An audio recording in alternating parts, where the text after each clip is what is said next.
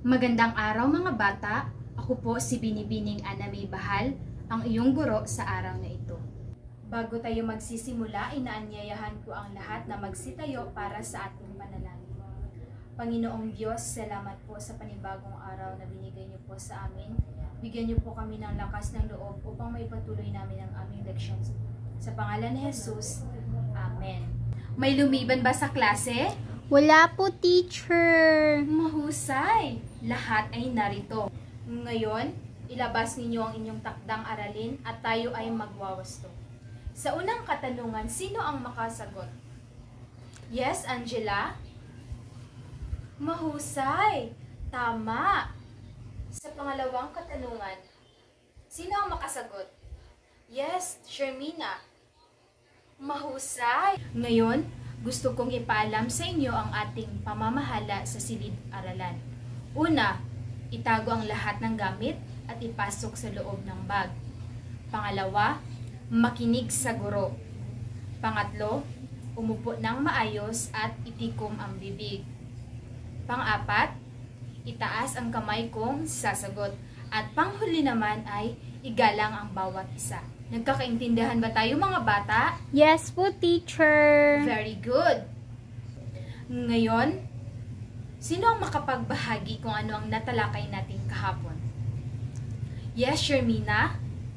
Very good. Ito ay tungkol sa biyaya ng kalikasan na dapat nating pahahalagahan. Magsitayo ang lahat at sabay-sabay nating aawitin ang likas na yaman.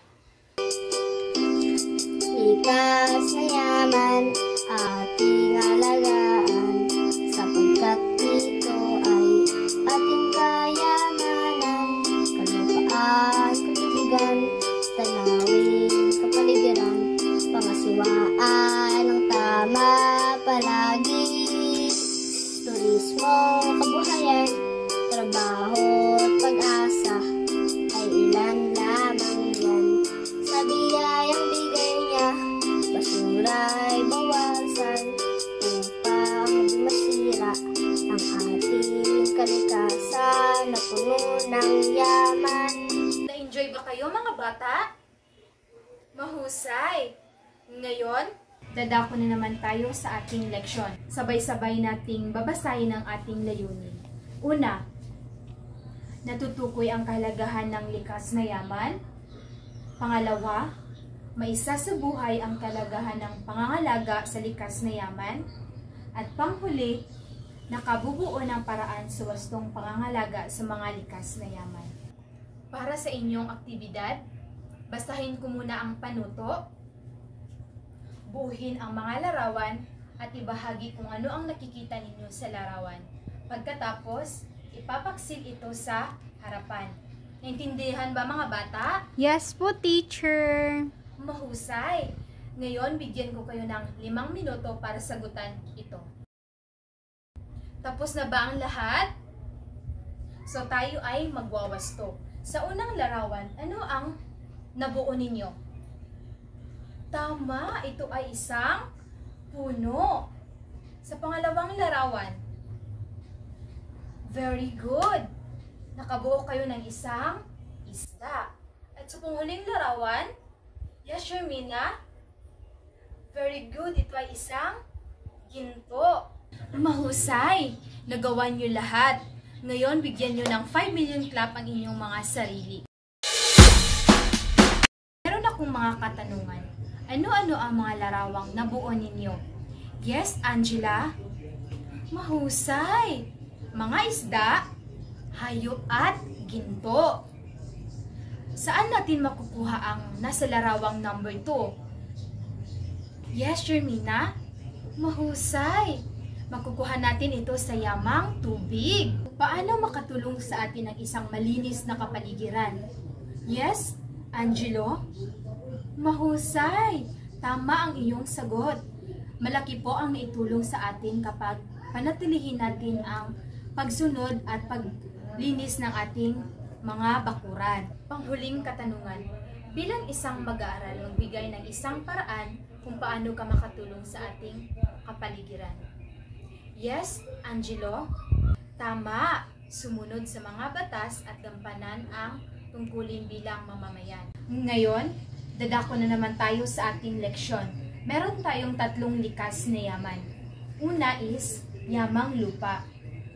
Ang tinatawag na yamang lupa ay tumutukoy sa mga bagay, produkto, pangangailangan o pagkain na karaniwang matatagpuan natin lamang sa mga yamang lupa. Halimbawa, prutas, gulay, kahoy ng puno, dahon ng puno at mga halaman. Pangalawa, yamang tubig. Ang yamang tubig ay isa sa yaman na kapaki-pakinabang o potensyal para sa mga tao sa pagtuon ng kanilang pangaraw-araw na pangangailangan sa iba't ibang sektor. Halimbawa, mga isda at coral reef. Pangatlo naman ay yamang mineral.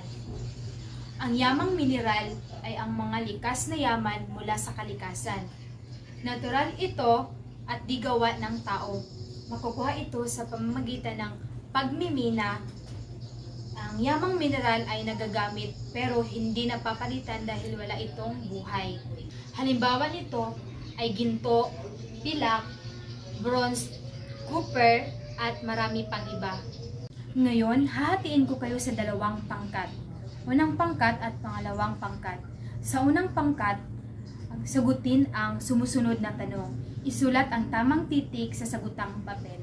Sa pangalawang pangkat, isulat kung paanong nakasisira ito sa ating kalikasan. Bigyan ko kayo ng 5 minuto para sagutan ang mga katanungan. Tapos na ba ang lahat? Ngayon, tayo ay magwawasto. Sa unang pangkat, sa unang katanungan, sino ang makasagot? Yes, Fred? Mahusay! Ang tamang sagot ay letter C. Ito ay kalikasan dahil dito tayo kumukuha ng ating pangaraw-araw na pagkain. At sa panghuling katanungan, sino ang makasagot? Yes, Fremo? Yes, tama. Ang tamang sagot ay letter B. Yes, Hazel. Tama ang iyong sagot. Ang paggamit ng insecticide ay nakasisira sa ating kalusugan. At sa panghuling katanungan naman, paninigarilyo ng tao sa ating paligid. Maaari tayong magkasakit o magkaroon ng cancer. Iwasan natin ang mga ito para iwas sa sakit. At sa panghuling aktibidad, alamin kung ang mga sumusunod na pahayag ay tama o mali. Lagyan ng T kung ito ay tama at M naman kung ito ay mali. Bigyan ko kayo ng 5 minuto para sagutan ito. Na ba ang lahat? Ngayon tayo ay magwawasto. Sa unang katanungan, sino ang makasagot? Yes, Shermina?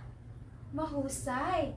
Tama, dahil sa likas na yaman, tayo kumukuha ng ating pangangailangan sa pangaraw-araw. Sa panghuling katanungan naman, yes, Angela? Mahusay! Tama! Makikilahok tayo sa tree planting. Ngayon, bago tayo matapos, bibigyan ko kayo ng takdang aralin.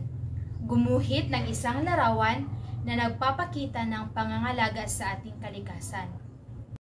Maraming salamat mga bata! Goodbye! See you tomorrow!